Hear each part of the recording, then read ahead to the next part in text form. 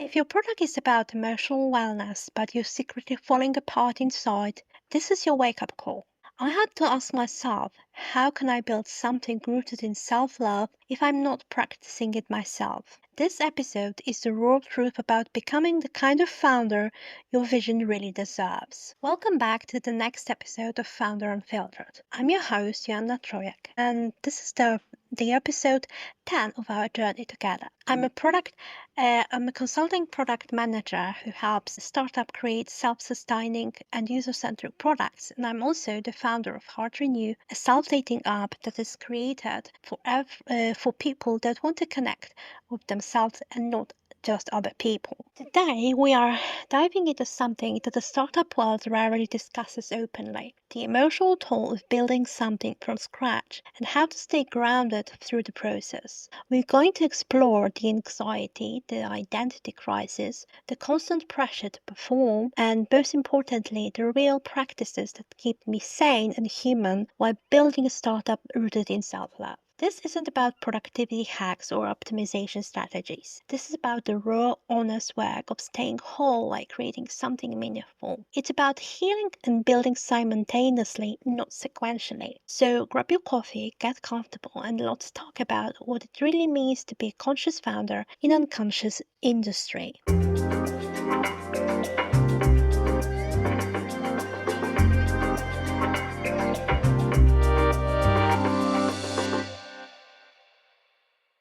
Let's not sugarcoat it. Founder life can be absolutely brutal. You're birthing something from nothing, often with limited support, massive pressure, and constantly shifting ground beneath your feet. According to a study by UC Berkeley, entrepreneurs are 50% more likely to report having a mental health condition compared to non-entrepreneurs. Dr. Michael Freeman on entrepreneurial mental health found that 72% of entrepreneurs surveyed reported mental health concerns, with depression, anxiety, and ADHD being the most common. The National Institute of Mental Health reports that founders are twice as likely to suffer from depression and 3 times more likely to be addicted to substances. But here's what makes it even more complex. In the middle of all that pressure and uncertainty, you're still a whole human, one with feelings, fatigue, fear, and if you're anything like me, a deep desire to build something meaningful without losing yourself in the process. The startup world often treats founders like machines that can optimize their way out of human emotions. We're told to hack our productivity, disrupt our sleep patterns, and pivot our feelings. But what if that's exactly the wrong approach? What if the most revolutionary thing we can do as founders is to stay deeply connected to our humanity while we build? Well, before I share what's working for me now, I need to address the toxic mythology that pervades startup culture. I have talked about different myths in previous episodes, including the myth that you have to be young startup founder to succeed. And today I'm going to talk about another myth. So you know the stories. The founder who sleeps 4 hours a night, lives on coffee and ramen and ambition, sacrifices relationship for growth metrics, and emerges victorious with a billion-dollar exit. These stories are not just unrealistic, they are harmful. They create a culture where suffering is seen as a badge of honor, while self-care is viewed as weakness, and where burnout is treated as a necessary rite of passage. I know that I've been there, I've done that. Reid Hoffman, founder of LinkedIn, has spoken openly about how this narrative needs to change. In his book, The Startup of You, he emphasizes that sustainable entrepreneurship requires taking care of yourself as an asset. Arianna Huffington collapsed from exhaustion while building the Huffington Post led her to completely reimagine what success looks like, ultimately funding Thrive Global to promote well-being in business. Success doesn't need to mean a billion-dollar exit. Success can be having enough money on your bank account, doing the work that you find meaningful, but at the same time prioritizing your health, your relationships, going on holidays, taking time for hobbies. That could be a success for you. And that's actually my kind of success. But Other person could say that no, my success, my ideal version looks completely different, and that's okay. Research from the Harvard Business School shows that well-rested, emotionally regulated leaders make better strategic decisions and are more innovative. Yet we continue to glorify the opposite behavior. I'm here to tell you that there's another way. You can build something meaningful without breaking yourself in the process. In fact, I'd argue that healing and building can be mutually reinforcing processes. When I was building my first startup, I completely bought into the hustle mythology. I worked 14-hour days, checked Slack constantly, and measured my worth by my productivity. I thought suffering was the price of ambition. That approach nearly destroyed me. I experienced what psychologists call founder syndrome, a condition where your identity becomes so enmeshed with your business that any setback feels like a personal failure. And it did. I was grieving every failure, every misstep, as it was like something that was past part of my personal life. When my first startup struggled, I struggled. When it failed, I feel like I had failed as a human being. But to be honest, right now that it is completely untrue. Building my self-dating app has required a completely different approach. How can I create a product that helps people love themselves if I don't love myself? How can I design experiences that promote emotional regulation if I'm dysregulated? How can I build something rooted in self-compassion if I'm constantly criticizing myself? This realization led me to what I call conscious entrepreneurships, building in alignment with my values and emotional needs, not in spite of them. Practice number 1. Morning rituals that aren't about optimization. Let me start something that completely transformed my relationship with entrepreneurship. Reimagining my mornings. I used to wake up and immediately check Slack, emails, metrics, whatever would spike my adrenaline first. I thought this made me productive, but research from the University of California, Irvine, shows that starting your day with digital stimulation actually impairs cognitive function and emotional regulation for hours. Now my mornings are sacred. Here's my actual morning flow. First, light stretching before touching any technology. Dr. Bessel van der Kolk research in The Body Keeps the Score shows that gentle movement helps regulate the nervous system and integrate emotional experience from the previous day. Second, I do 10-minute emotional audit, just brain dumping how I feel in the journal. Dr. James Panabaker, research at the University of Texas, shows that expressive writing for just 10-15 minutes can significantly improve physical and mental health. Actually, Julia Cameron recommends 30 minutes, but sometimes maybe 10 or 15 minutes will be enough for you. But just try it every single day and see what happens. Third, I switch from coffee to tea. This might sound minor, but caffeine research from Johns Hopkins shows that high caffeine intake can exacerbate anxiety, and as someone building an emotional wellness app, managing my own anxiety is crucial. Finally, I ask myself, what kind of energy do I want to build from today? This isn't about performance or optimization, it's about presence and intention. The mindfulness-based stress reduction program developed by John Kabat-Zinn has shown that starting the day with intentional practices reduces cortisol level and improves decision-making capacity. And I start my day from a centered place. Every decision I make throughout the day reflects that groundedness. Practice number 2, emotional boundaries with your startup. Here's something that took me long to learn. Your startup is not your identity. Let me say it again for the ambitious folk listening at the back. Your startup is not your identity. This sounds obvious, but it's incredibly difficult to practice. When you're pouring your heart, soul, and bank account into something, it becomes easy to conflate your worth with your traction. If a launch flops, you feel like you flopped. If metrics dips, so does your self-esteem. Dr. Kristen Neff research on self-compassion shows that people who maintain separation between their identity and their achievements are more resilient, more creative, and paradoxically more successful. They can take risks and handle failure better because their self-worth isn't on the line with every decision. Here's what changed for me. First, I literally talk to my startup like it's a separate being.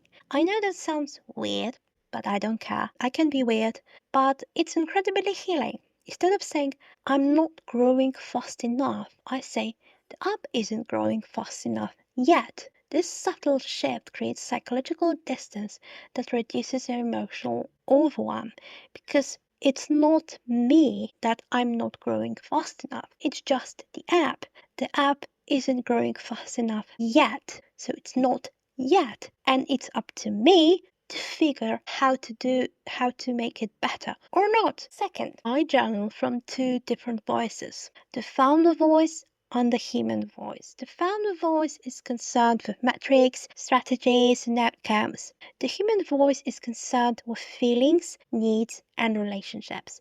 They're often saying very different things, and both need to be heard. Third, I've established emotional office hours. After 8 p.m., no Slack, no product decisions, no crisis solving. Research from the University of Rochester showed that maintaining boundaries between work and personal life is crucial for creative problem solving and emotional regulation. Practice 3. Weekly soul check-ins beyond task lists. Every Sunday, I have what I call one-to-one with myself. This isn't about planning tasks or setting goals, it's about emotional inventory and realignment. I ask myself deeper questions. Where did I feel most alive this week? What drained me that I'm pretending that doesn't? Where did I abandon myself in the name of progress? What do I actually need right now? These soul check-ins are more important than any team stand-up because if I'm disconnected from myself, the entire build suffers. Dr. Tasha Eurich research on self-awareness shows that only 10–15% of people are truly self-aware, despite 95% believing they are. Rigorous self-reflection practices significantly improve emotional intelligence and leadership effectiveness. The questions I ask are inspired by Marshall Goldsmith's coaching methodology and Brené Brown's work on vulnerability. They designed to cut through the noise of daily operations and connect with deeper truths about what's working and what isn't. Sometimes these check-ins reveal that I need to rest, not push harder. Sometimes they show me that I'm avoiding a difficult conversation or decision. Sometimes they remind me why I started the journey in the first place. Always they help me course correct before small issues become major problems. Practice 4. Letting difficult emotions be part of the process. Here's something the startup world doesn't prepare you for. Building something from scratch brings up everything. Old wounds, money fears, abandonment stories, imposter syndrome, grief over ideas that didn't work, shame over the ones you never launched. For years, I tried to push these emotions away. I thought they were distractions from the real work of building a business. But Dr. Susan David's research on emotional agility shows that emotions are data. They contain important information about our needs, values, and circumstances. Instead of avoiding difficult emotions, I've learned to first name them in real time. Dr. Dan Siegel's research shows the name to tame it. Simply labeling emotions reduces their intensity and helps regulate the nervous system. Second, move them through my body. Emotions are literally energy in motions and they need physical expression. This might be walking, dancing, crying, or even screaming into a pillow. So Peter Levi's work on trauma shows that incomplete emotional cycles get stored in the body and can create chronic stress and anxiety. Third, I work with a therapist weekly. This is non-negotiable. The therapy is specifically focused on how my personal patterns show up in my business decisions. For example, my tendency to people please, rooted in childhood experience, was making me avoid necessary but difficult conversations with team members and advisors in my first startup. I was just thinking that I should be nice to everyone, and sometimes you shouldn't be a nice person. Sometimes you should be a bitch. Research from the American Psychological Association shows that therapy significantly improves emotional regulations, decision making, and stress management, all crucial skills for entrepreneurs. Practice 5. Designing a startup that fits your nervous system. The app I'm building isn't just a product. It's a mirror. If it's rooted in self-love, intention, and softness, then I have to embody those qualities in how I lead and how I live.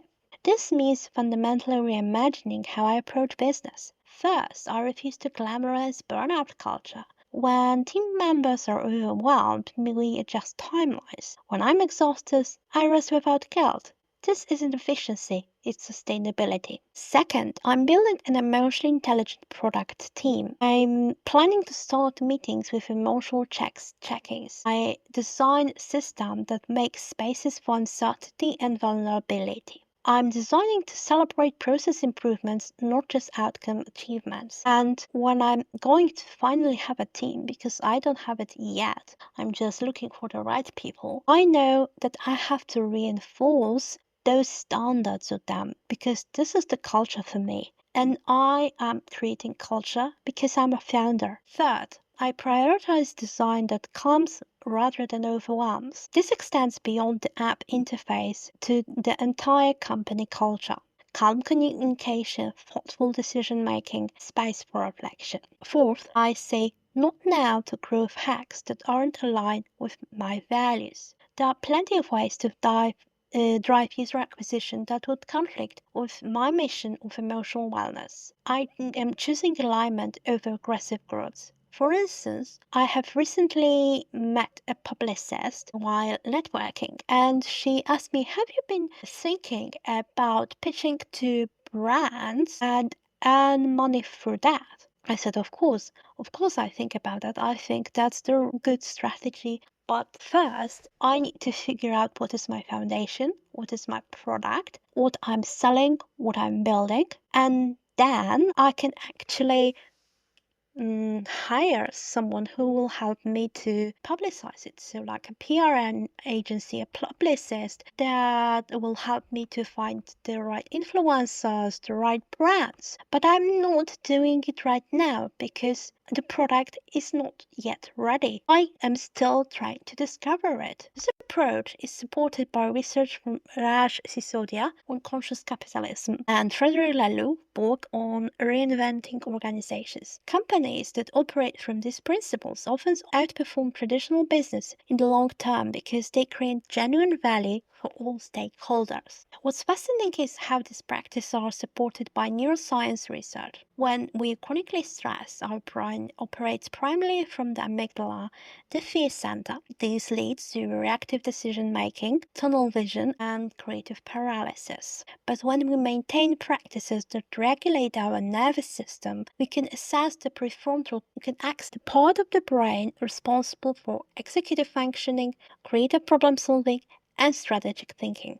Dr. Rick Hansen's research on neuroplasticity shows that regular mindfulness and self-compassion practices later rewire the brain for greater resilience and emotional regulation. Dr. Richie Davidson's work at the University of Wisconsin demonstrated even short-term meditation practice creates measurable changes in brain structures and function. For entrepreneurs, this means that investing in emotional wellness isn't just nice to have, it's a competitive advantage. Regulated founders make better decisions, build stronger teams, and create more sustainable businesses. Let me share some specific practices and resources that are keeping me grounded right now. Notebooks full of unfiltered feelings. I filled 3 journals this year, just processing the emotional complexity about building something meaningful. Morning pages is that something that I'm doing every morning, and morning pages has been transformative for my creative clarity and for my feelings. I instantly feel calmer as I'm doing them because I'm kind of unloading what is sitting in my brain.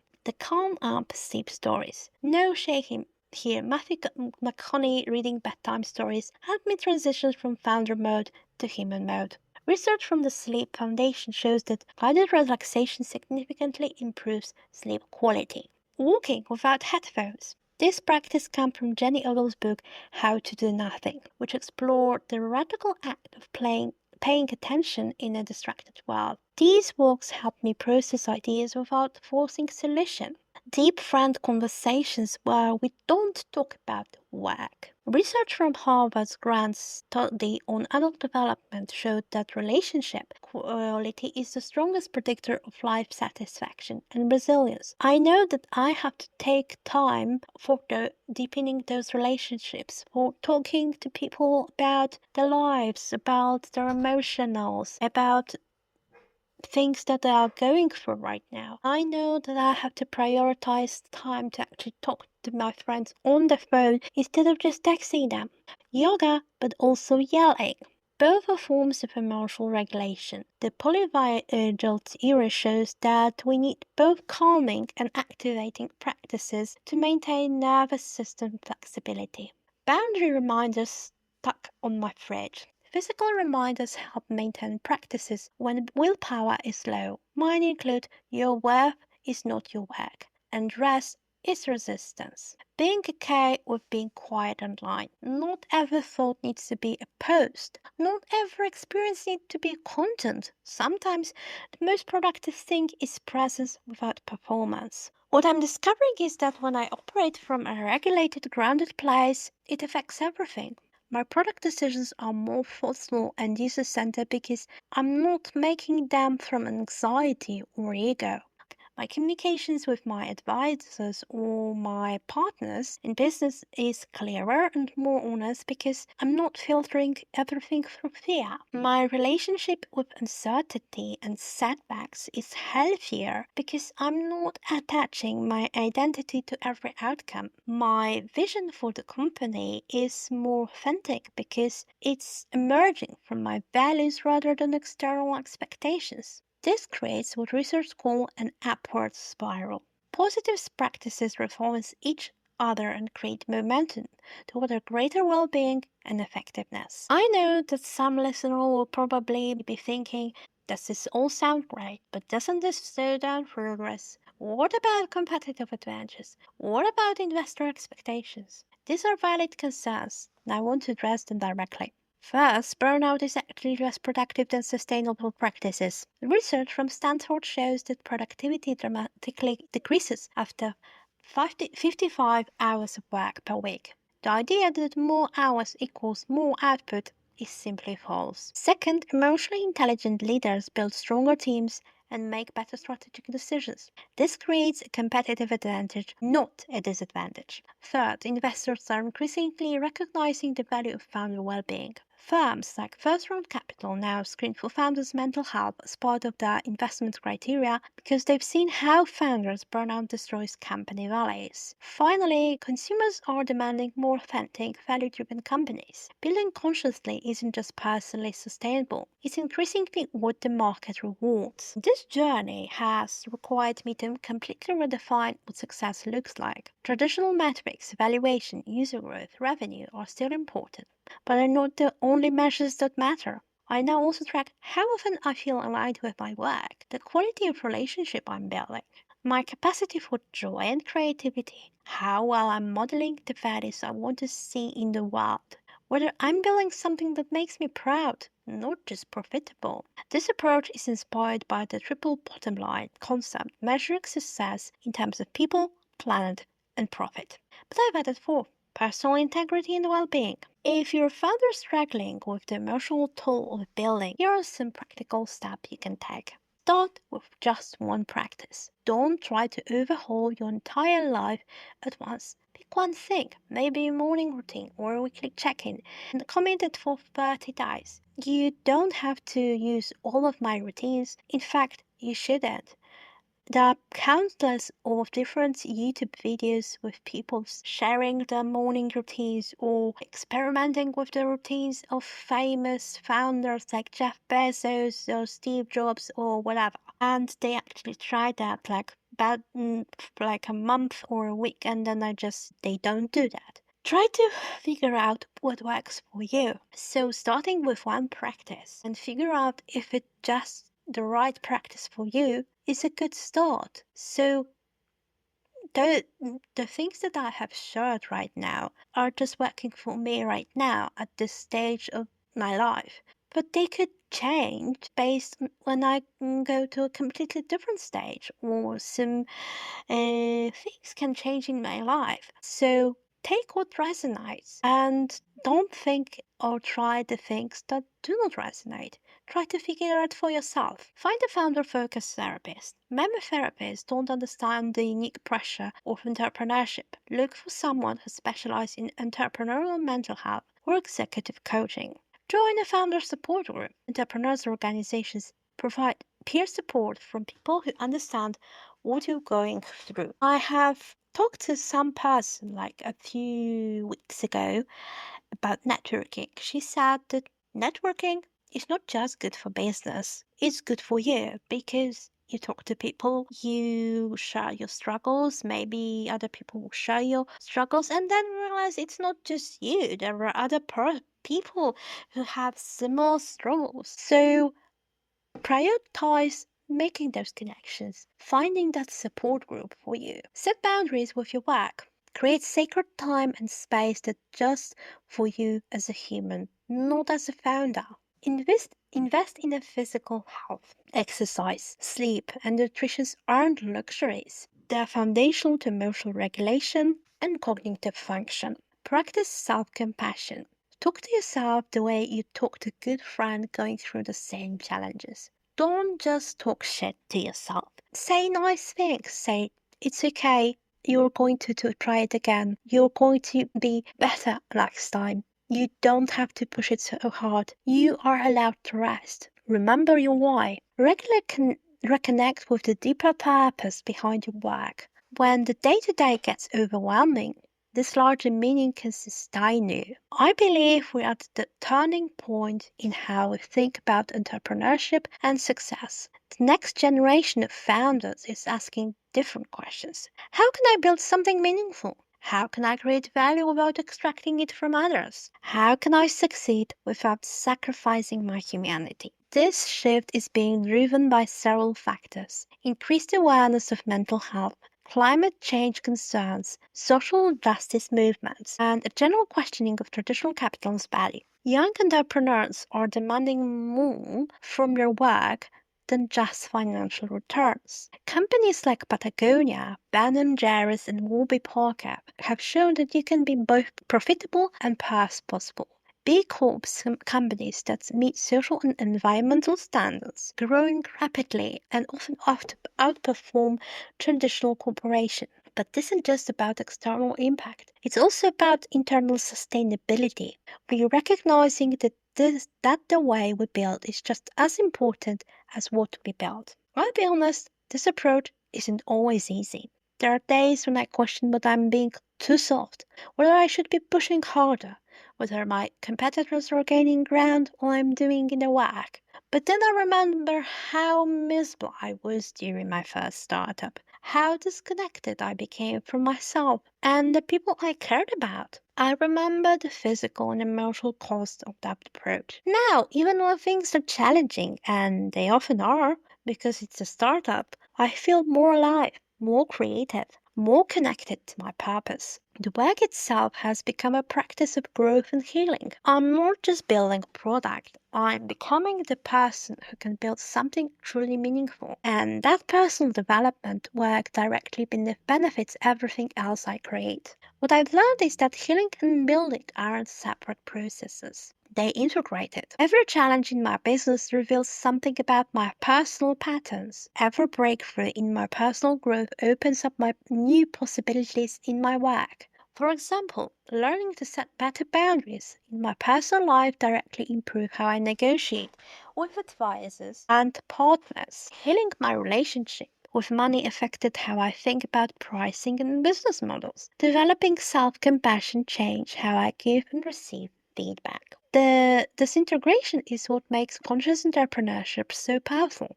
You're not compartmentalizing different parts of yourself. You're bringing all of who you are to your work and letting your work contribute to who you're becoming. I'm not building the startup despite my emotions. I'm building it with them. and I'm no longer interested in sacrificing my inner peace for some external metrics of success. If I can build a product that holds space for someone else's healing, it has to start by holding space for mine. So here's to the founders who cry between Zooms, who meditate between Slack messages, who journal through a product pivot, who are building things that don't break them in the process. You're not weak. You're revolutionary. You're modeling a different way of being in a business, a different relationship with success, a different vision of what's possible when we lead from our humanity rather than hide it. That's the kind of founder I'm trying to be. That's the kind of product I'm trying to make. That's the kind of future I believe in. Until then, remember, you don't have to choose between success and well-being, between ambition and humanity, between building something meaningful and taking care of yourself. You can have both, and in fact, having both makes you a more effective founder and a more fulfilled human. This is Founder Unfiltered. Thanks for listening, and I catch you next time.